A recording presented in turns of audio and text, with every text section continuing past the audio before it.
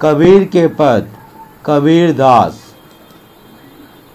कवि परिचय। संत काव्य धारा के प्रवर्तक एवं निर्गुण भक्ति के सर्वश्रेष्ठ भक्त कवि कबीर दास का जन्म काशी में सन 1398 ईस्वी में हुआ था। कबीर दास के जन्म समय के विषय में विद्वानों की भिन्न भिन्न राय है।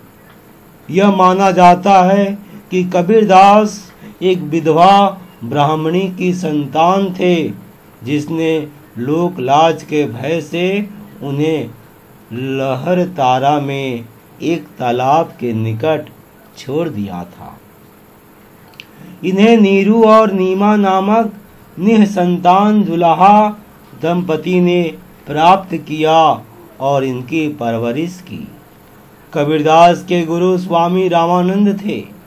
जनश्रुति के अनुसार इनका विवाह लोई नामक स्त्री से हुआ था।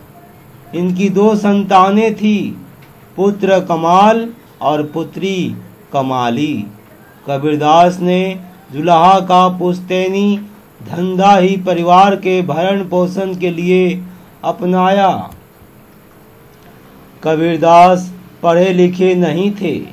उन्होंने अपने जीवन के अनुभवों की कसौटी पर जिसे सही समझा उसे बेखौफ प्रकट किया।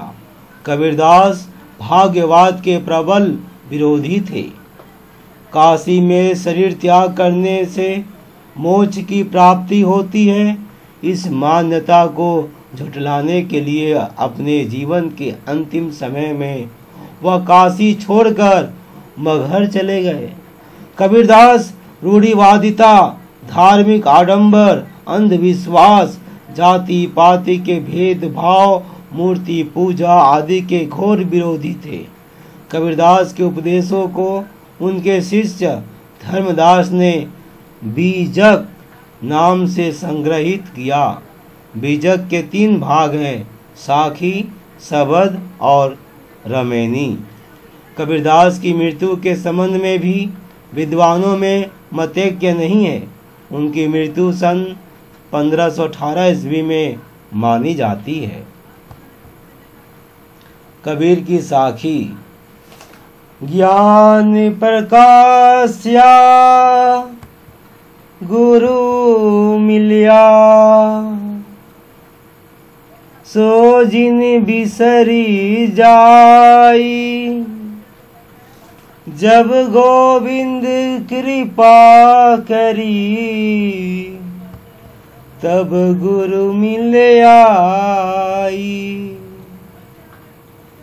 ज्ञान प्रकाश्या गुरु मिलया, गुरु से जो प्रकाश स्वरूप ज्ञान मिला, सो जिन बिसरी जाई, कहीं उसे भूल न जाए, क्योंकि जब गोविंद कृपा करी, जब भगवान का कृपा होता है, भगवान की दया होती है, तब गुरु मिल आई।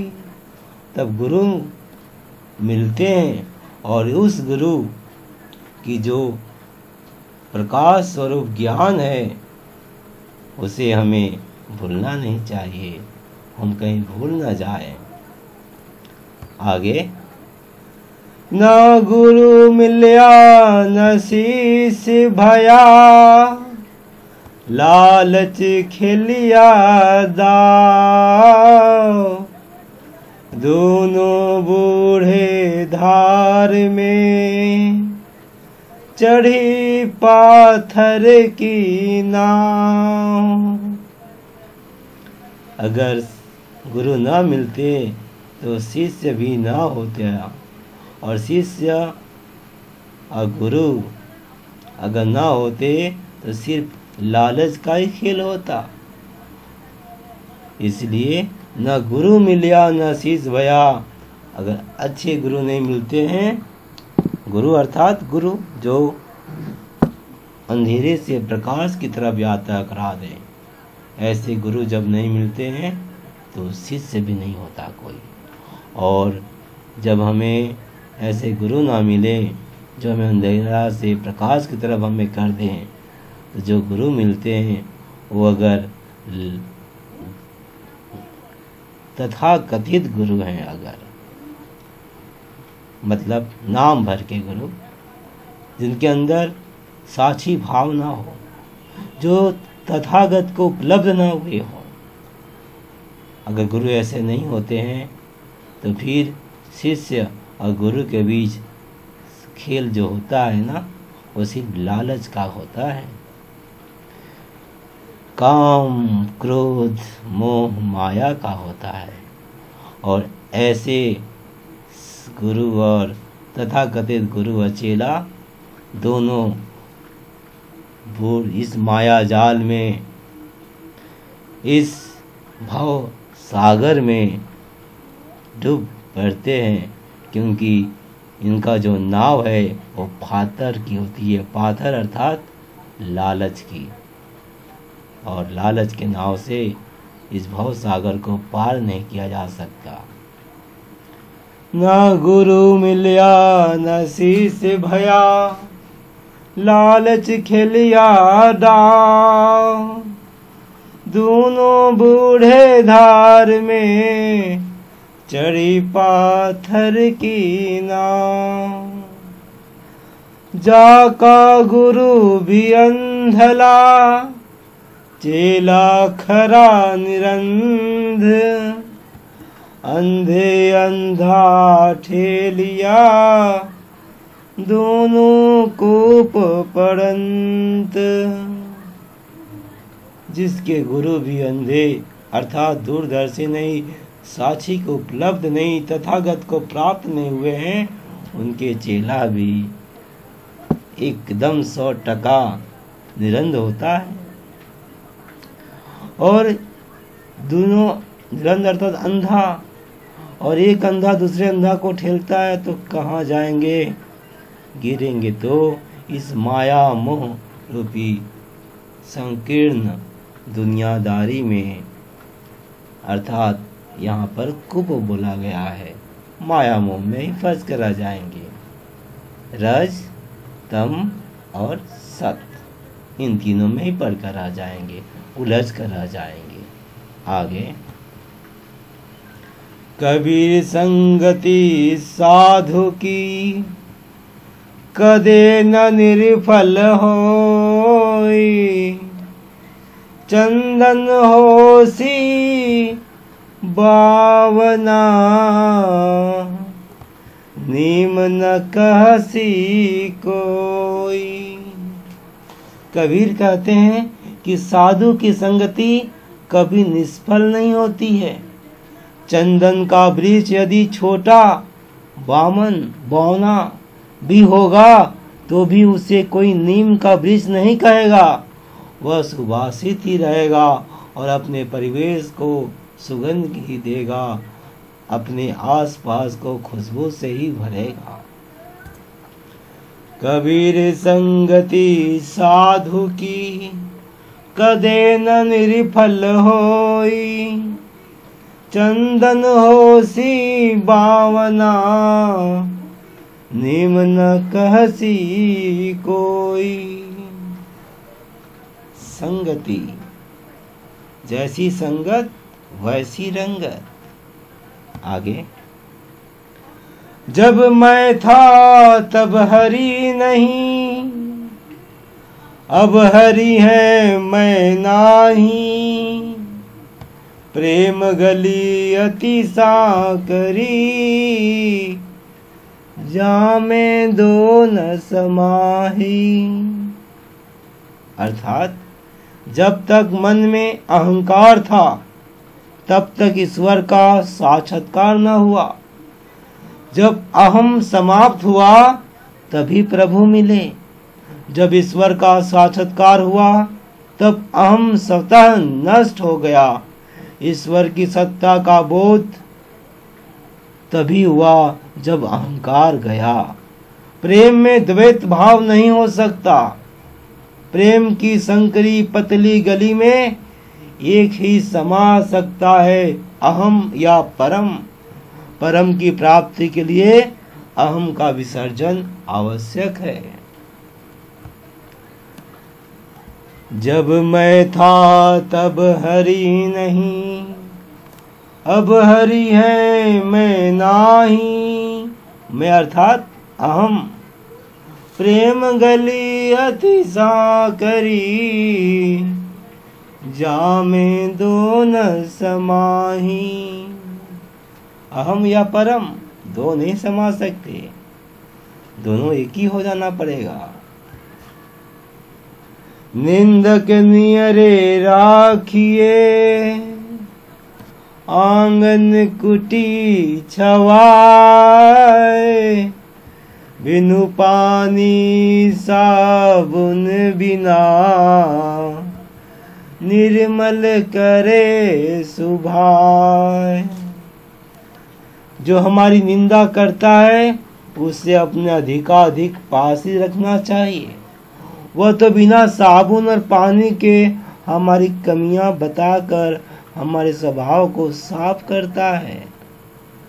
निंदक नियरे राखिए, आंगन कुटी छवाए। बिनु पानी साबुन बिना, निर्मल करे सुभाए। हेरत हे सखी, रहे कबीर हेराई। बूंद समानी समंद में, शोकत हेरी जाई।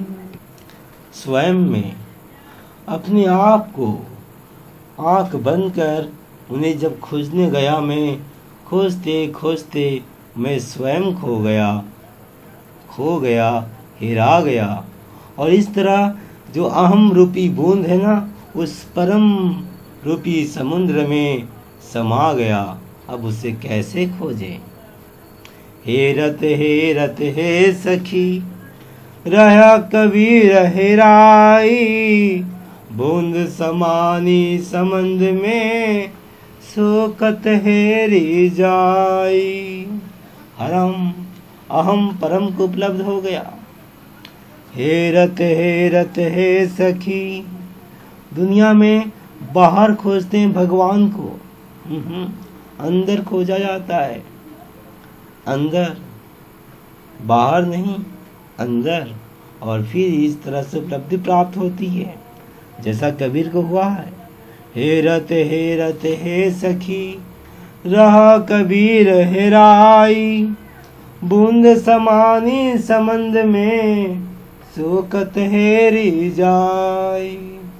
ध्यान को उपलब्ध हुए पुरुषों को ये अनुभूति होती है, स्वयं में प्रभु का दर्शन। आगे, जल में कुंभ, कुंभ में जल है।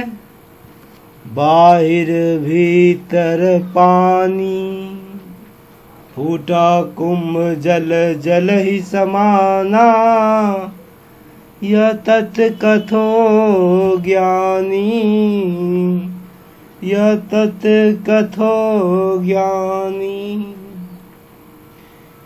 इस संसार में जो कुछ शरीर सहित दिखाई देता है, इस शरीर के भीतर या शरीर के बाहर जैसे हवा है, ठीक उसी तरह यह रूपक रूप में बताया गया है कि कुंभ को अगर हम जल में डुबाते हैं, नदी के जल में, तो कुंभ के अंदर भी पानी, बाहर भी पानी। और जब कुंभ फूट जाता है तो फिर पानी पानी में ही मिल जाते हैं। इसी तरह ज्ञानी कहते हैं कि सर्वत्र बस वही एक है, बाहर भीतर सब वही परम तत्व है, उसी का सारा खेल है। जल में कुंभ, कुंभ में जल है। बाहिर भीतर पानी, फूटा कुंभ जल जल ही समाना। यह तत् कथो ज्ञानी। ये अनुभव की बात है, रट कर बोल दिए तो पंडित हो गए। पंडित होने से ना होगा। 2.5 अक्षर प्रेम का पढ़े सो पंडित होए। प्रेम की बात है, अनुभव की बात है, साक्षी भाव को उपलब्धि की बात है। ये ज्ञानी कह सकता है ऐसी बातें जो स्वयं अनुभव किया है। आगे बढ़े। काकर पाथर जोरी के मस्जिद लई बनाए, ता चढ़ी मुल्ला बाग दे, क्या बहरा हुआ खुदा। कंकर पत्थरों से बनाई गई मस्जिद में मुल्ला जोर जोर से अजान देता है, क्या खुदा बहरा है। इस तरह उन्होंने कुर्सियों पर, आडंबरों पर क्या किया है, अपने अनुभव के आधार पर प्रहार किया है। हिंदुओं के लिए उन्होंने कहा है, पाथर पूजे हरि मिले, तो मैं पूजू पहाड़। उसी तरह यहाँ पर काकर पाथर जोरी के मस्जिद लई बनाए, ता चढ़ी मुल्ला बाग दे, क्या बहरा हुआ खुदा। इस तरह जो सिस्टम है ना, हिंदू मुस्लिम सिख ईसाई जो सिस्टम है, वो सिस्टम कहीं नहीं जाता है। कहने भर का है कि जाता सिर्फ वही एक के पास, पर जाता नहीं है। वहाँ तो सिर्फ ध्यान ही पहुँचता है, साक्षी भाव की उपलब्धि ही पहुँचता है। और इसलिए कबीरदास जी इन सब के विरोध में हैं। आगे, हम देखत जग जाते हैं, जग देखत हम जाही, ऐसा कोई ना मिले, पकड़ी छुड़ावे बाही। हम देखत जग जात है, जग देखत हम जाही। आज हम देख रहे हैं कि दुनिया जा रही है, सब मर मर कर विदा हो रहे हैं, और एक दिन सब मुझे देखेंगे विदा होते हुए। ऐसा कोई ना मिलेगा जो जम के हाथ से आपको पकड़ कर छुड़ा ले। आपको स्वयं जागना पड़ेगा। कुछ दूर तक सहारे से जा सकते हैं, पर सदा नहीं पहुंच सकते। वहां तो अकेला आए हैं, अकेला ही जाना पड़ेगा। आप दीपो भवो। कबीरदास जी स्वयं जागने की बात कर रहे हैं, अपने आप को ध्यान में डूबने का बात कर रहे हैं, साक्षी को उपलब्ध होने की बात कर रहे हैं, अपने विवेक को जगाने की बात कर रहे हैं, दूसरे के भरोसे जीवन में आगे बढ़ने की बात नहीं कर रहे हैं। क्योंकि एक समय ऐसा आएगा जब आपको स्वयं अपना निर्णय लेना पड़ेगा।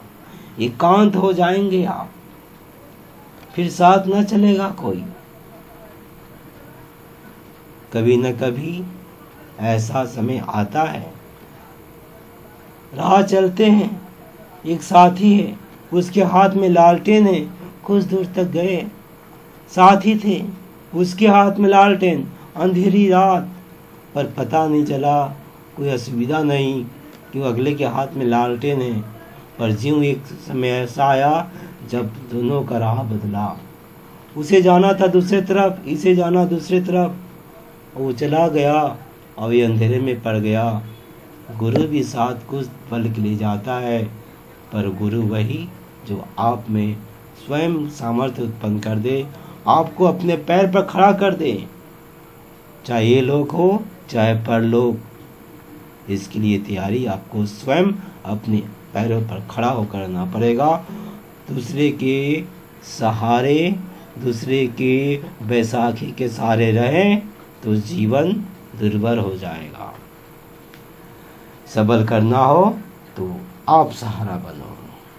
हम देखत जग जाते हैं, जग देखत हम जाही, ऐसा कोई ना मिले, पकड़ी छुड़ावे बाही। अंत में तो आपको ही अपना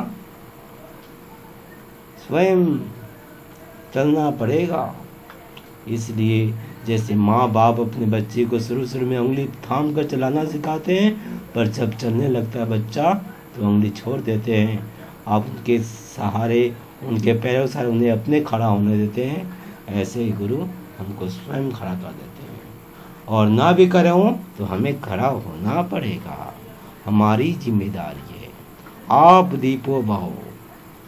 इसी के साथ कबीरदास जी का साखी 10 पूरा हुआ।